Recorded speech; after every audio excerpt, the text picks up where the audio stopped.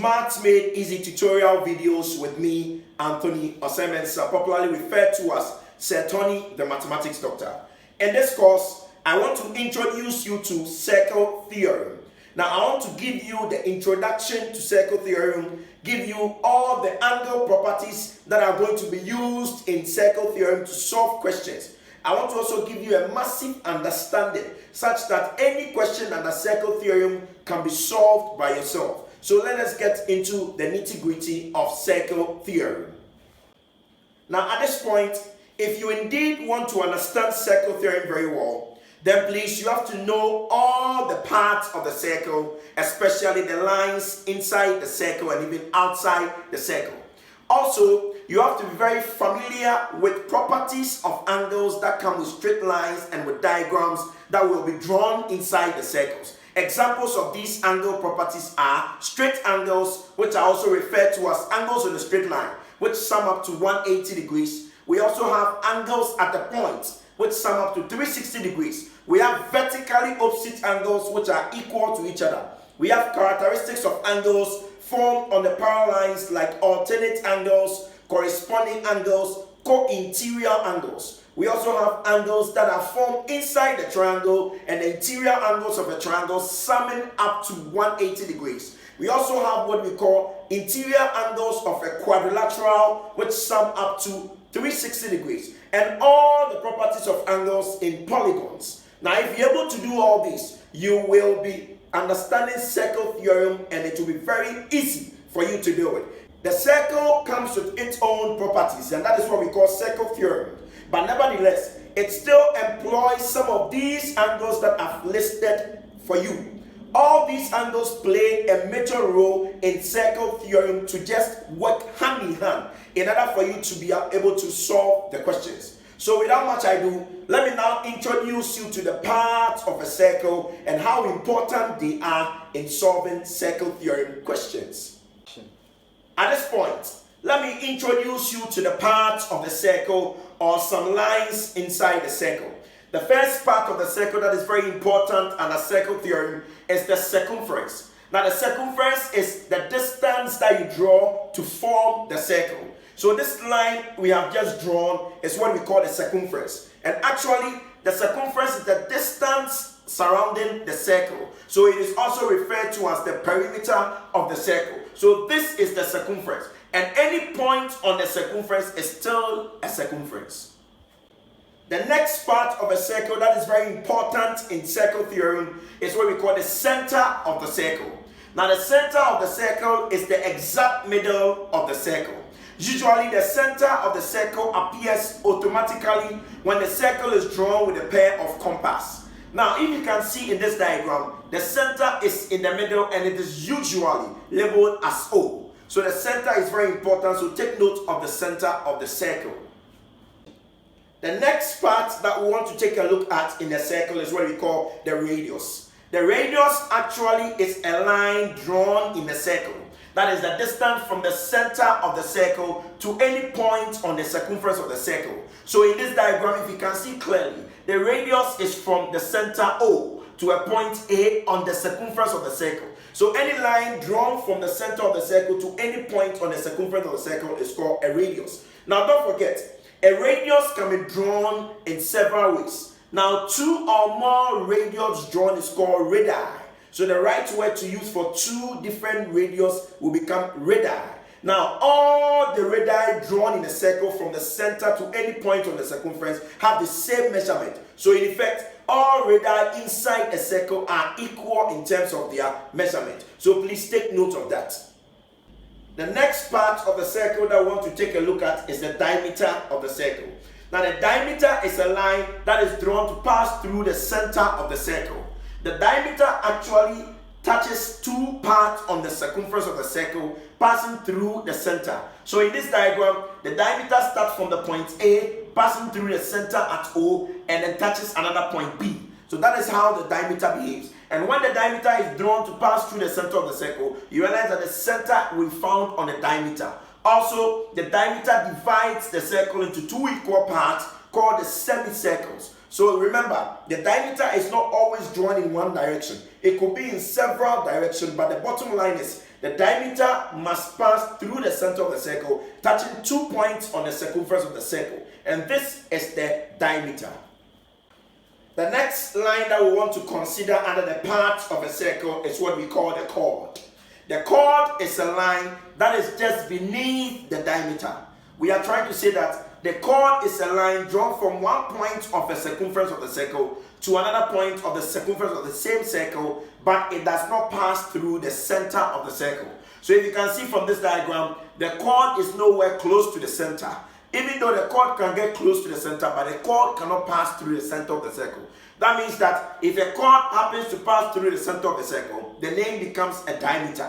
So the diameter is a special chord, but a chord which is a diameter is the only chord that passes through the center of the circle. So please take note, the chord touches 2 points on the circumference of the circle, but the chord does not pass through the center of the circle. So ladies and gentlemen, this line here is a chord. XY is a chord. The next part of a circle is what we call the segment of the circle. Now once we've introduced the chord, the segment is also a part of the circle that is bounded by a chord and an arc.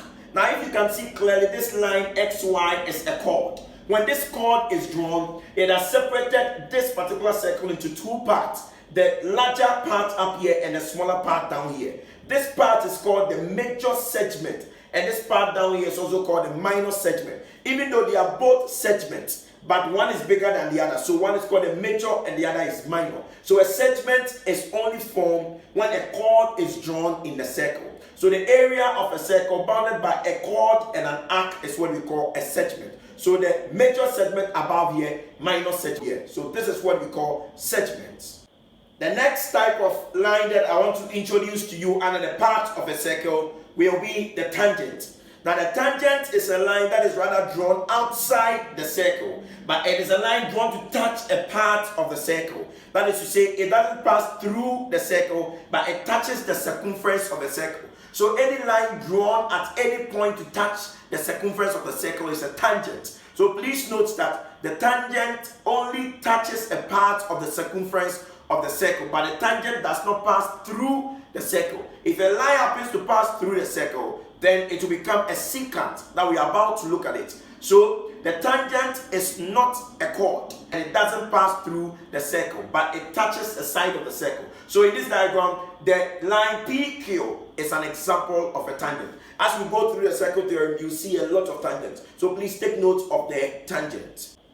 The final part of the circle and the circle theorem that we want to take a look at is a secant. Now the secant is a line just as a chord, but it passes through the circle and pierces to the other side of the circumference. So you can see that this line has gone through the circle like it is piercing through it. So that is how the secant behaves. The secant is like a chord, but it is not a chord. It is a chord that extends outside the circle. So the secant goes outside the circle. So the line MN is what we refer to as a secant. And you've seen some of these lines very well in your circle theorem question. Now that you have understood and you have known all the lines and the part of the circle, let us display them once and use them in answering our circle theorem questions. So finally, this is the entire demonstration of all the lines inside the circle and outside the circle that we are going to use to answer circle theorem questions. We use these lines to form the circle theorems or the properties surrounding the angles in the circle. Then after that, we answer the question based on the property or the theorem we found in the question. So these are the lines. We have MN as a secant.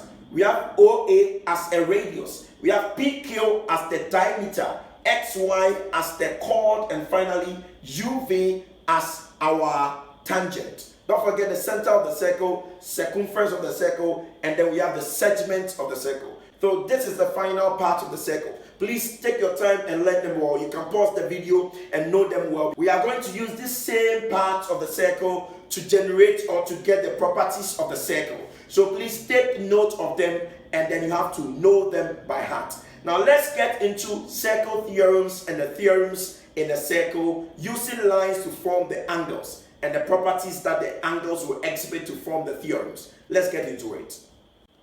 At this point, let us now get into circle theorem itself.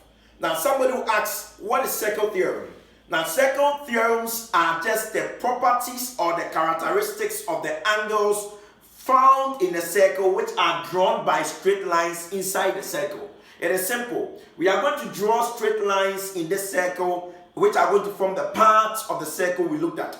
Now those straight lines are going to coincide to form angles. And those angles formed inside the circle are going to exhibit or are going to bring out some characteristics or properties. Those properties of the angles drawn by the lines in the circle are what we refer to as circle theorems. So ladies and gentlemen, at this point, we want to start with the theorem number 1, or the property of the angles number 1 under circle theorem.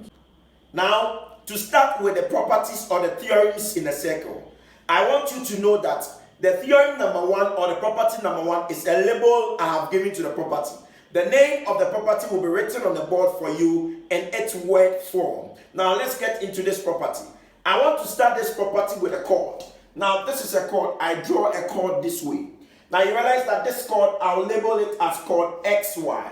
This is a chord because it is a line drawn from one point of the circumference to another point of the circumference without passing through the center of the circle. So this is a chord. Now I'm going to demonstrate 3 different characters with this chord.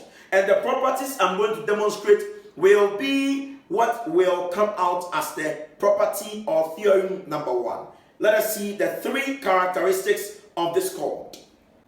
Now, starting from the point X, I will draw a line to the circumference of the circle. And this line is also a chord. Then at the point here at the circumference of the circle, I will connect the same point to the Y. So it means I just stood on a chord XY. Then I subtended or I created an angle to the circumference of the circle. Let me inscribe this angle or add it and call it angle M. So the value of the angle is unknown. So I've called it angle M. How did I form angle M? Take a look at this. I started from chord XY with a point X, moving to the circumference of the circle and dropping from the circumference of the circle to the point Y of the same chord.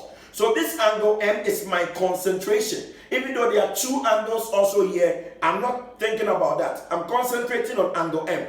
So angle M is drawn such that it is emerging from chord XY, or it is coming out from chord XY, and it has been created at the circumference of the circle. That is, the 2 points of the chord XY have created an angle at the circumference of the circle. And the angle is created in this part of the circle or in this segment of the circle. So these are the 3 things. Number 1 is the angle was emerged from the same chord. Number 2, the angle has been subtended at the circumference of the circle. And then number 3, the angle is in the same segment or is in this segment of the circle. I want to also use the same 3 procedures to draw another angle at the circumference of the circle. So starting from the chord XY. So I start from X, move to the circumference of the circle and drop to the point Y. Then I have created an angle here, let me call it N. So the angle N is also created this way. It is coming from the chord XY, or it is emerging from chord XY. And it has been subtended or created at the circumference of the circle. And then it is in this segment as the angle M. So these 2 angles have the same characteristics. Number 1, they are coming from the same chord XY. Number 2, they have been created or subtended at the circumference of the circle. And then number 3, they are in the same segment. That means their characteristics are virtually the same. Let us add one last angle to this with the same 3 characteristics. So adding a 3rd angle to it using chord XY, starting from X, moving to the circumference of the circle, then dropping to Y. So I've dropped to Y.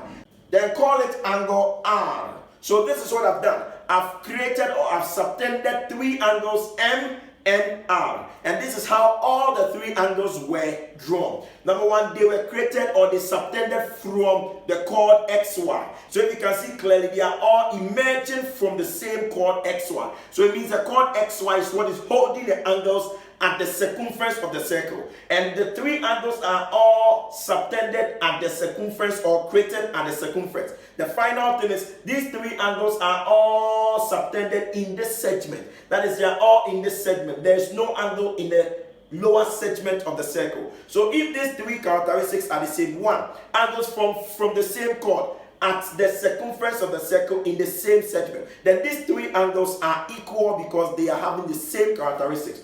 So we can conclude that the angle M is equal to the angle N, which is also equal to the angle R. So if the value of angle M is 40 degrees, then automatically angle N will also be 40 degrees and angle R will also be 40 degrees. The reason is very simple. They are angles coming from the same chord, subtended at the circumference of the circle, and they are in the same segment. These three properties is what bring the characteristic of this property 1. So the name of this property 1 is angles from the same chord subtended at the circumference of the circle in the same segment are equal. So that is the name of the property. Now at this point, we want to make it very practical. We want to take a look at the different ways of drawing property 1. Don't forget that property 1 is referred to as angles formed from the same chord to the circumference of the circle in the same segment are equal. Now we want to see whether indeed the property can be drawn or the theorem can be drawn in different ways when questions are set under circle theorem. Now, students are always driven away by the fact that they have to always see this type of drawing before they know that that property is exhibited. But the answer is absolutely no. The property can be drawn in so many ways, including all that we have done here. Now let's get into it. At I, we have the chord at AB. Chord AB subtends angle at the circumference, and X and Y are the two angles subtended by chord AB and in the same segment. So we can conclude that X and Y are equal in this. So same chord subtending or creating angles at the circumference of the circle in the same segment. So the angles will be the same. X is equal to Y. So at I, the diagram exhibits this property we have here. At II, you realize that the name of the chord is PQ and it has been turned upside down, but still we can see the property exhibited clearly here. So the theorem states that the same chord subtends equal angles to the circumference of the circle. Angle A and angle B are subtended from chord PQ to the circumference of the circle in the same segment. So we can conclude that A is equal to B in this diagram. In the question III, or the diagram III, we realize that the chord in question is KY, and the chord KY has subtended angles at the circumference here at P and at S. You realize that they are touching the circumference of the circle. So same chord subtended two angles at the circumference of the circle in the same segment. Then the two angles are equal. So we can conclude that S is equal to P. So the angle P is equal to the angle S. That's the meaning. At IV, the diagram has the chord MN, and it has subtended angle V and angle W from the same chord MN to the circumference of the circle in the same segment at the right hand side. So you realize that this diagram is exhibiting the property of same chord subtending angles at the circumference of the circle. And the two angles are automatically equal. So the angle W and the angle V are equal. So we say V is equal to W. So in conclusion, all these drawings or diagrams are exhibiting the same chord subtending angles at the circumference of the circle in the same segment. Gives the angle to be equal or makes the angle to be equal. So this property 1 or theorem 1 can be drawn in so many ways, and these are some of the examples. So please take note of that. Now let us go into one last drawing that will take examples or questions under this property. Now in this diagram, it is very, very complicated to know that this theorem that we have the same chord subtending equal angles to the circumference of the circle in the same segment, that property is here, or that theorem is here. I'm trying to talk about the fact that the theorem number 1 or property number 1 can be exhibited here. Now let us take illustrations. If you take the chord AB subtends two angles to the circumference of the circle from the same chord AB. Now check the angle at R and check the angle at T. If you neglect chord DC, you realize that angle R and angle T are subtended from chord AB to the circumference of the circle in the same segment. So we can conclude that the angle R is equal to the angle T because it has been exhibited from this property. Now the next thing is, let's take the chord DC. Chord DC, starting at DC, you realize that angle Z and angle W are equal. So we can talk about angle Z is equal to angle W. Just observe chord DC. is subtend the angle at Z and the angle at W. Don't mistake X and Y because they are outside the diagram for DC. Check it very well. Then I. Let's take a look at chord BC.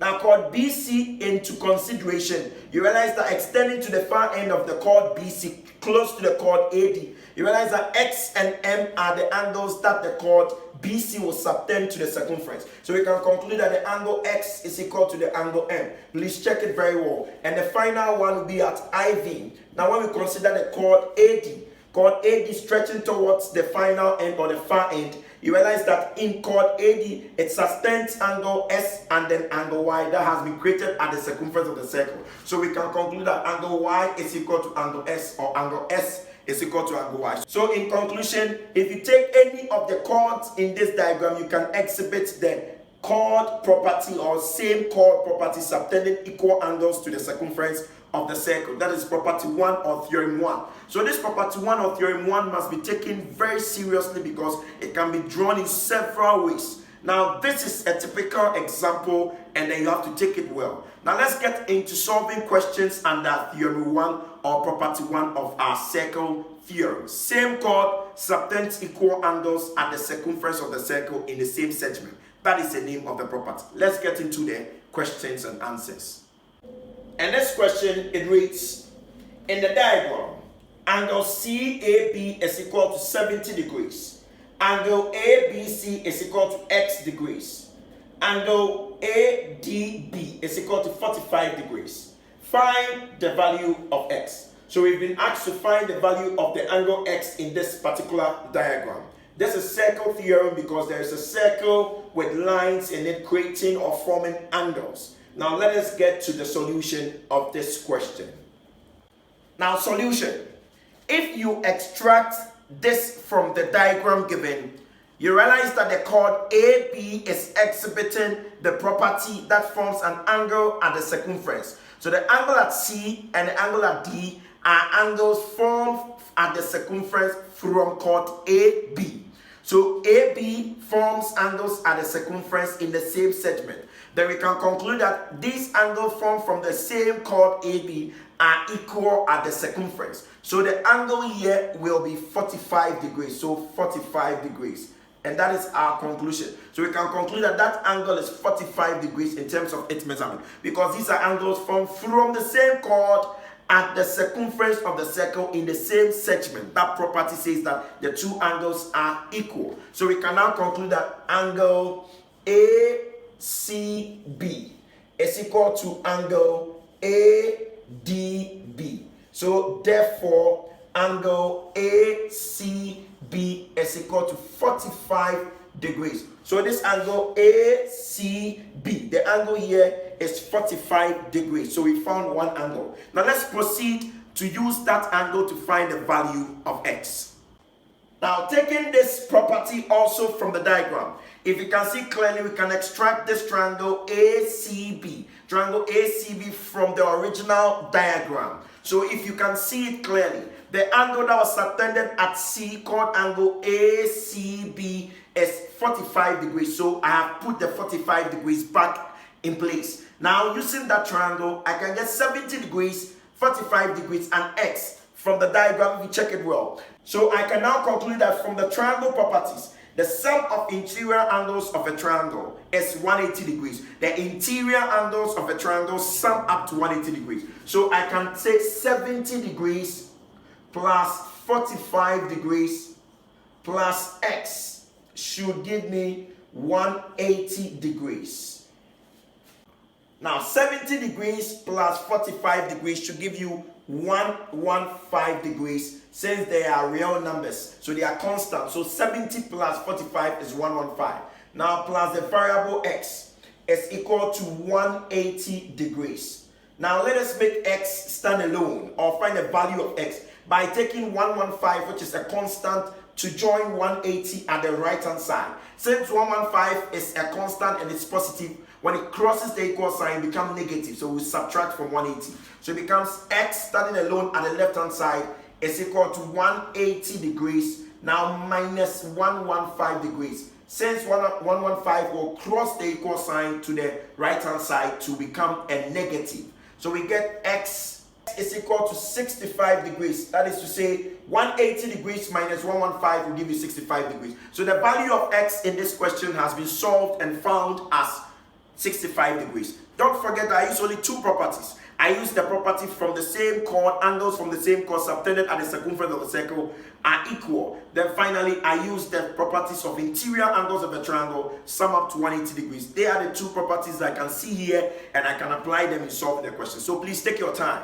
Pause the video, go through the solution very well and understand every bit of the concept I used and every step I used to solve this question. That is the end of this question. Thank you very much.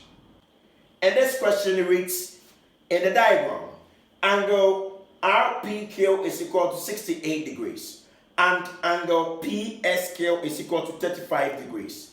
Find angle PQR in the diagram. So the answers have been given as A, 44 degrees, B, 68 degrees, C, 77 degrees, D, 90 degrees. So you are supposed to solve this question given some angles using the circle theorem properties and any other theorem or property to be able to get the answer. Let us now get into the solution. Solution. Now with this diagram, I have extracted this diagram and then I've brought it here. I want to demonstrate the angles formed from the same chord to the circumference of the circle in the same segment are equal. So this chord subtends angle at S and angle at R. One angle has been given as 35 degrees in the diagram.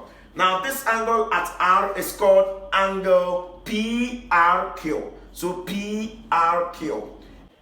Angle PRQ. I want to use the variable x to represent angle PRQ because we don't know as of now. So I'll let it be x. Now look at what is happening. Since the angle formed from the same chord to the circumference of the circle in the same segment are equal, it means angle x and angle 35 degrees are equal from the property number 1 or the theorem 1 that I taught to you. That is angles from the same chord subtended at the circumference of the circle in the same segment. This chord is what is creating angle 35 and angle x. So we can conclude that angle x is 35 degrees.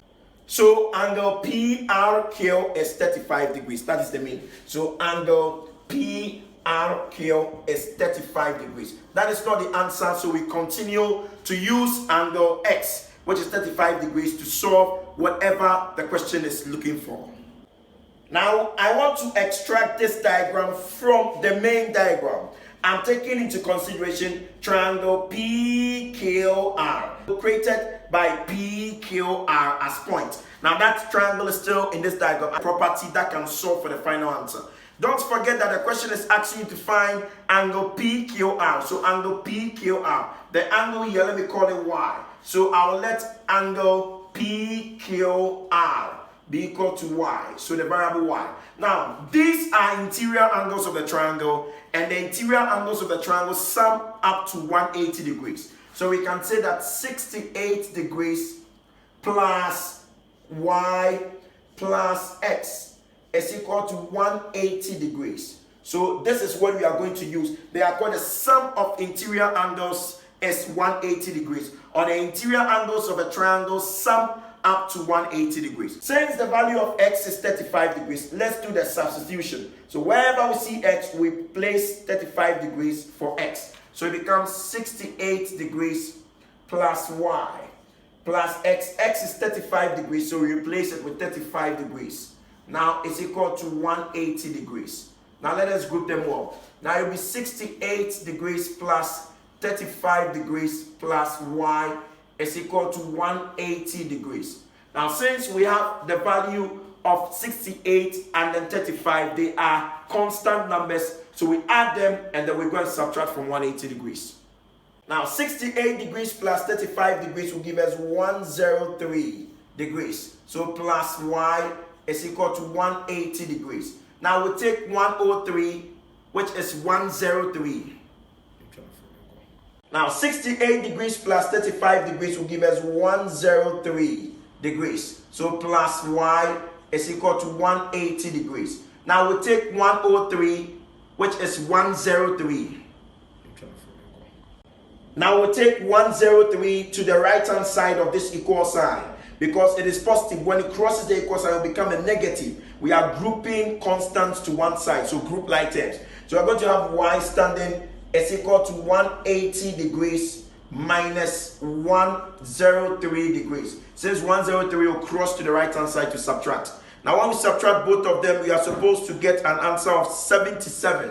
So we get y is equal to 77 degrees. So therefore, the value or the angle PQR is 77 degrees. That is a conclusion from the solution using two properties. Property from the same chord to the circumference of the circle. The angles formed from the same chord to the circumference of the circle are equal. And then the property of the interior angles of a triangle sum up to 180 degrees. These two properties combine to get a 77. So the value of angle PQR is 77 degrees. So in the diagram, you get 77 degrees. So the answer is 77 degrees. So ladies and gentlemen, go through it. We'll pause the video for more understanding. This is circle theorem with Sir Tony, the mathematics doctor. I'll come your way with property 2 in other videos. Watch out for the other videos. For more information, please try and follow all our social media platforms so that you can enjoy more videos from Sir Tony, the mathematics doctor. Thank you very much, and God bless you all.